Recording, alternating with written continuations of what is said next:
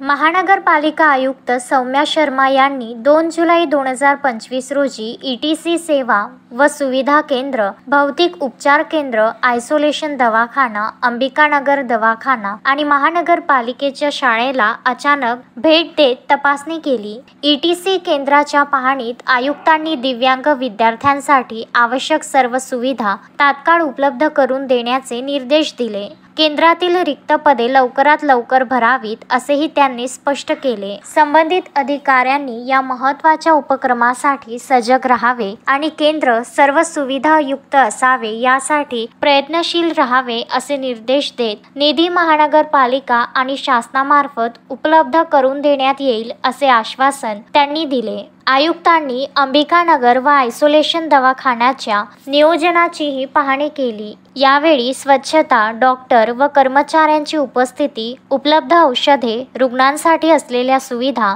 इमारतीचे स्वरूप आदी बाबींवर सखोल चर्चा केली। दवाखाने चोख व कार्यक्षम राहण्यासाठी आरोग्य सेवांमध्ये कोणतीही तडजोड होऊ नये यावर भर देत आयुक्तांनी स्पष्ट सूचना दिल्या। आयुक्त सौम्या शर्मा यांनी महानगरपालिकेच्या शाळेचीही पाहणी केली। दिव्यांग प्राथमिक वर्ग शिक्षक संख्येची माहिती, विद्यार्थ्यांची संख्या, शाळेतील भौतिक सुविधा यांची माहिती घेतली। शिक्षकांशी संवाद साधताना त्यांनी विद्यार्थ्यांच्या सर्वांगीण विकासासाठी प्रामाणिक प्रयत्न करावेत असे आवाहन केले। विद्यार्थी हा केंद्रबिंदू असून त्यांची प्रगती ही शिक्षकांची जबाबदारी असल्याचे त्यांनी अधोरेखित केले। या दौऱ्यात उपायुक्त योगेश पिठे, सहाय्यक आयुक्त धनंजय शिंदे, सहाय्यक आयुक्त भूषण पुसदकर, शिक्षणाधिकारी डॉक्टर प्रकाश मेश्राम, डॉक्टर देवेंद्र गुल्हाने, डॉक्टर अश्विनी खडसे तसेच अन्य कर्मचारी उपस्थित होते।